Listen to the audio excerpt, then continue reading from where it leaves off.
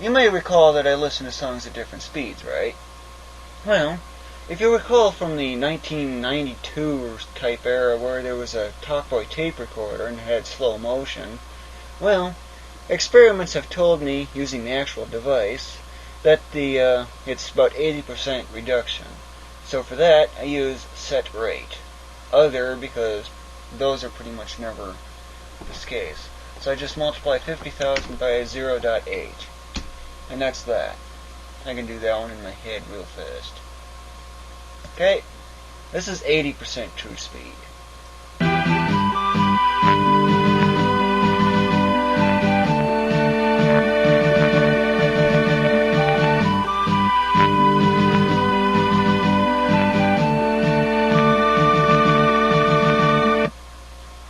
Yep, that was 80% true speed.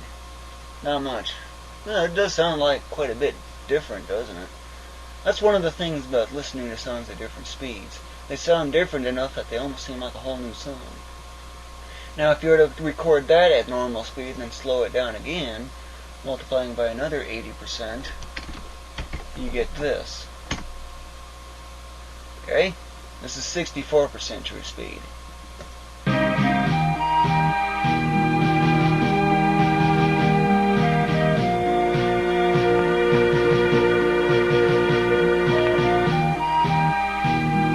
A lot different, huh? But in a way, it's kind of peaceful. Of course, they keep slowing it down until it gets to the point where it doesn't sound any good, where it gets dull and boring. Of course, another slow down, or speed 2 as they actually called it back in the early 1990s and mid-1990s.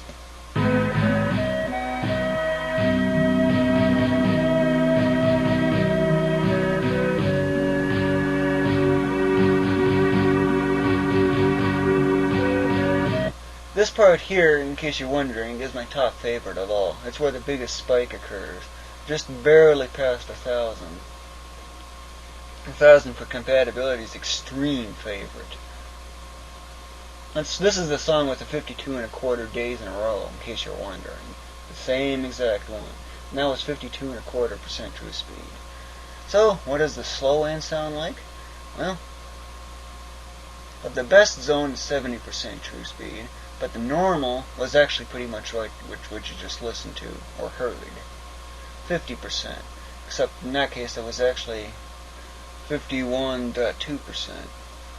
The difference from that isn't much.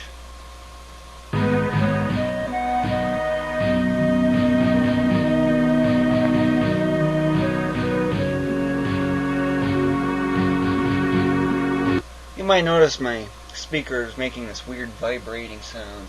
Well, it's apparently got something weird with certain frequencies, like 250. Even though this isn't maxing and I don't have any equalizers on, I've actually got to just cut the bass down and it still happens. Hence the defective speakers. The possibility anyway.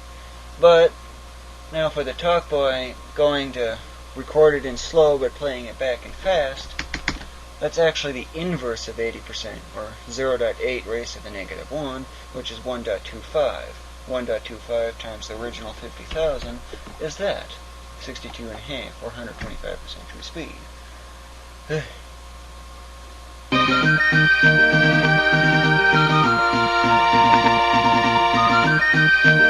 lot different, huh? Of course, if you were to speed it up in that same ratio again, it's that. Kind of screwy, but it's actually 156.25% true speed, or speed 7.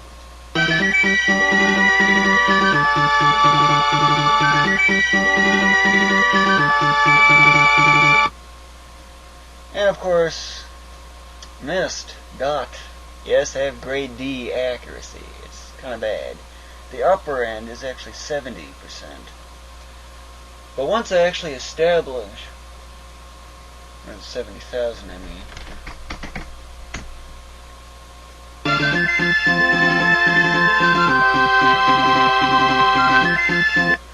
this actual part still sounds good clear out to 250% true speed. Way out there. But that's basically what that one is. So once I establish what the speed range is, I mark these in here. Of course, I mark it in here as I go along, but that's basically the area. Of course, the samplers are different, but this one includes the whole song. This is the whole song rather than just the sampler. Normal. So yes, it goes from 35 to 250% true speed. 35, in case you're wondering, dots. It's 1/4 of it. Really slow.